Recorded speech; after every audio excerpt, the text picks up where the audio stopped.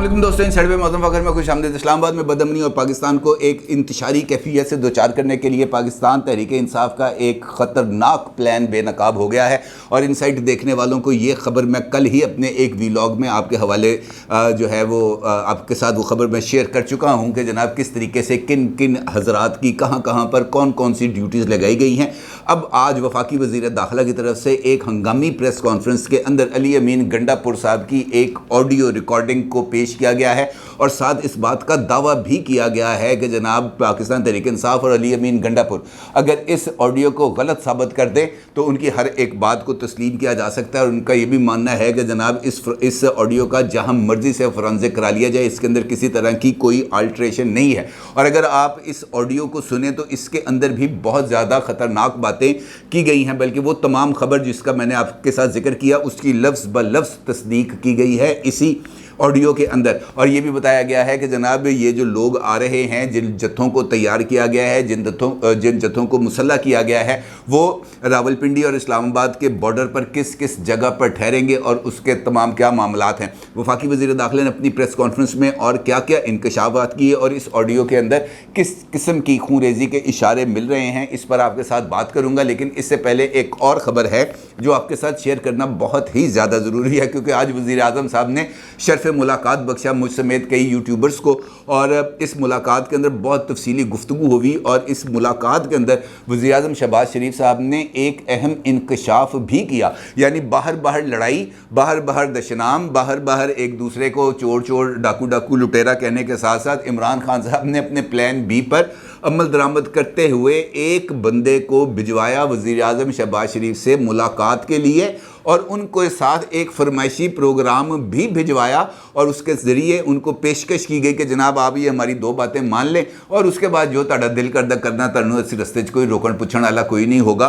और ये सिचुएशन उस बंदे की तरफ से सामने आई है जो इस बात का दावेदार है कि मैं इन लोगों के साथ, इन चोरों के साथ, इन डाकुओं के साथ मैं मुलाकात करूँ, इनके साथ कोई बात करूँ, आउट ऑफ क्वेश्चन है जनाब, ये मुमकिन ही नहीं है, ये हो ही नहीं सकता। वज़ीर आज़म शहबाज शरीफ साहब ने हमारे साथ मुलाकात में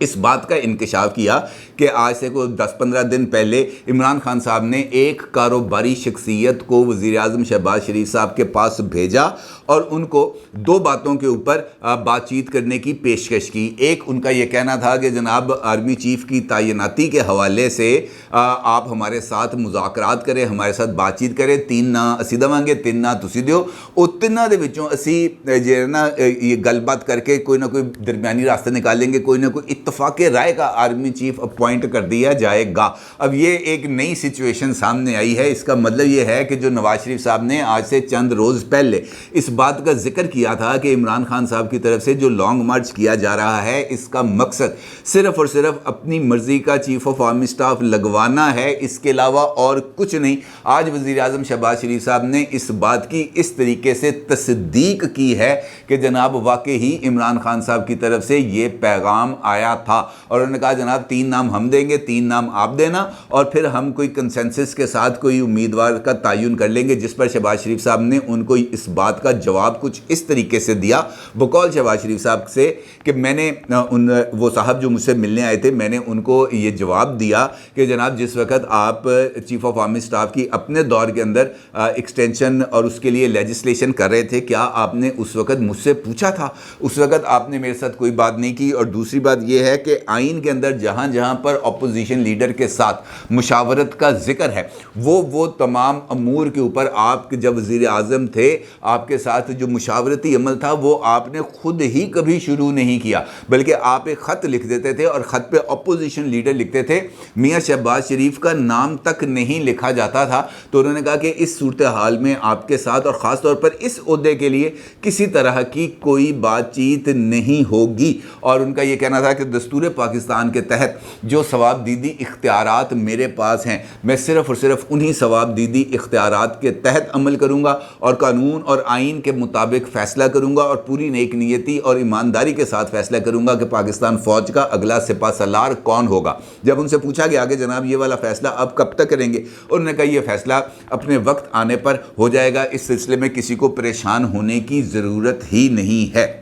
दूसरा पैगाम जो इमरान खान साहब की तरफ से भिजवाया गया वो वही था जिसका इशारा आज फवाद चौधरी साहब ने अपनी मीडिया टॉक के दरमियान दिया, यानी जनाब आप हमें मार्च और अप्रैल के दरमियान किसी भी ये जो अरसा है मार्च अप्रैल का, यहाँ पर आप हमें इलेक्शन की डेट दे दें ताकि हम अपने लॉन्ग मार्च को ख़त्म करें और हम घर जा सकें और पाकिस्तान किसी भी तरह के अदम इस्तेहकाम का शिकार ना हो। अब ये जो सूरत हाल सामने आई है जिसका इंकशाफ किया है ख़ुद शहबाज शरीफ साहब ने, और शहबाज शरीफ साहब ने बहुत सारी चीज़ों का और भी इंकशाफ किया, बहुत ही इंपॉर्टेंट उनकी गुफ्तगू थी, और ख़ास तौर पर जो पाकिस्तान और सऊदी अरब के रिलेशंस हैं और उन रिलेशंस को इमरान खान साहब की तरफ से किस तरीके से ख़राब किया गया, वो घड़ी वाला वाक़या। बल्कि उन्होंने जो है अज़रा मजाक ये बताया कि जो तोहफ़ा इमरान खान साहब को दिया गया था उससे ज़्यादा कीमती तोहफ़ा मुझे दिया गया है। और गौहर भट्ट साहब भी उस मुलाकात के अंदर मौजूद थे। उन्होंने पूछा, उनसे आगे से पूछा कि जनाब वो किधर है, तो उनकी तरफ से उन्होंने ये जवाब दिया कि जनाब वो इस वक्त वज़ीर आज़म हाउस की नुमाइशगाह में मौजूद है, और अगर आप वज़ीर आज़म हाउस में आएँ तो आप वो देख सकते हैं कि वो तोहफ़े वहाँ पर उसी तरीके से मौजूद हैं, क्योंकि ये तोहफ़े शहबाज शरीफ को नहीं मिले, ये तोहफ़े मिले हैं वज़ीर आज़म पाकिस्तान को। लिहाजा उस पर जो उसका हक़ है वो पाकिस्तान के अवाम का है, और उस पर किसी को ये इख्तियार नहीं है कि वो इन तोहफ़ को बेचे और अपनी जो आमदनी है, अपने जो अकाउंट्स हैं उसमें इजाफ़ा करे। और इसके साथ साथ उन्होंने इस बात का भी इंकशाफ किया कि जो अमाउंट आई थी बैरिया टाउन के मलिक रियाज साहब के हवाले से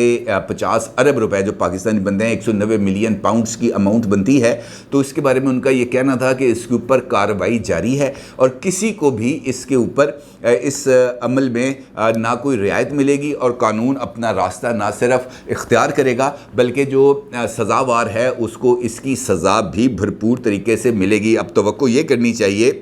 कि शहबाज शरीफ साहब ने जो दावे किए हैं वो उन दावों के ऊपर मुकम्मल तौर पर अमल दरामद करें। दूसरा इंपॉर्टेंट नुक्ता जो उनकी जो आज हमारे साथ जो मुलाकात थी उसमें था, वो था आज से 2 रोज़ होने वाली प्रेस कॉन्फ्रेंस, जिसमें DGISI और DGISPR ने एक मुश्तरका प्रेस कॉन्फ्रेंस की थी, और उस हवाले से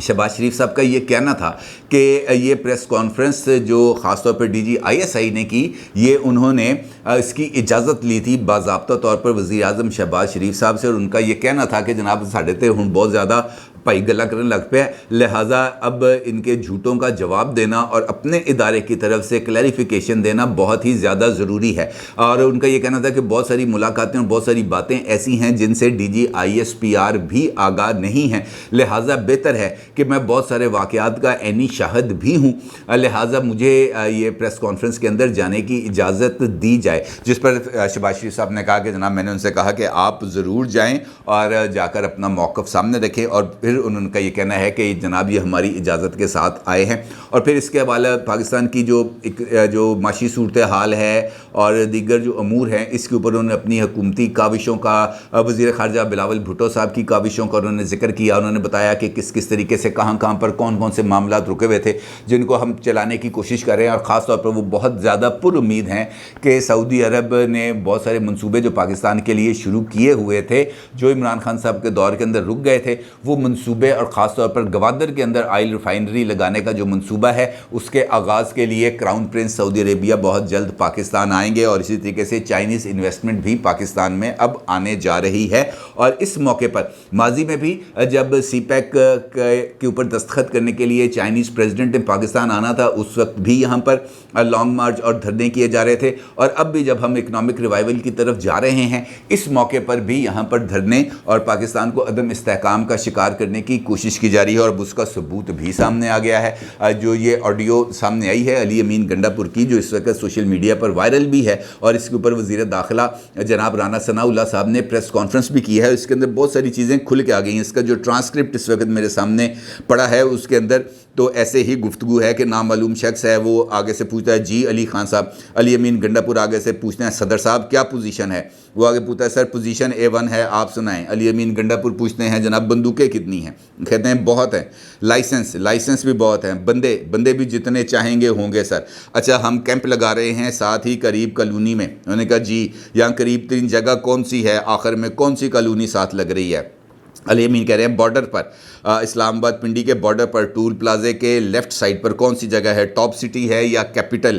نامعلوم شخص، ٹاپ بھی ہے کیپٹل بھی ہے، بہت ساری ہیں۔ ٹاپ تو ایئرپورٹ پر ہے نا، تو نامعلوم شخص کہتا ہے جی ٹاپ تو ایئرپورٹ والی سائٹ پر ہے، میں نے پورا نقشہ آپ کو بھیجا تھا۔ علی امین کہہ رہے ہیں کہ وہ مجھے ملا ہے، وہ ہے میرے پاس۔ علی امین گنڈا پور، بس بندے اور سامان آپ ریڈی رکھیں وہاں پر۔ انہوں نے کہا سر کوئی مسئلہ نہیں ہے، انہوں نے کہا جناب پھر رابطہ ہوگا۔ اس کا مطلب یہ ہے کہ اس آڈیو کے اندر جو بات سامنے آ رہی ہے وہ وہی ہے جو خفیہ اداروں نے اپنی ایک رپورٹ جو پیش کی تھی، جس پر میں نے آپ کو بتایا بھی تھا کہ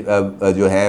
پرویز الہی صاحب بھی گھبرا گئے ہیں کہ جناب یہ کون سی سچویشن بننے جا رہی ہے۔ یہ بالکل ویسی ہی سچویشن ہے جس کے بارے میں نے کل آپ کو اپنی ایک ویڈیو کے اندر بتایا تھا کہ جناب بے امنی جو ہے وہ پھیلانے کا منصوبہ ہے، اور اسی حوالے سے فیصل واؤڈا صاحب نے بھی پریس کانفرنس کے اندر انہی خدشات کا اظہار کیا تھا کہ انہیں لانگ مارچ کے اندر خون ہی خون اور جنازے ہی جنازے نظر آ رہے ہیں۔ اب خدا نخواستہ اگر یہ جو منصوبہ بنایا گیا ہے اس منصوبے پر عمل درآمد ہو جاتا ہے تو بہت ہی زیادہ یہ تشویشناک بات ہوگی، اور اب یہ اہم ترین ذمہ داری آ گئی ہے قانون نافذ کرنے والے اداروں پر کہ وہ علی امین گنڈا پور صاحب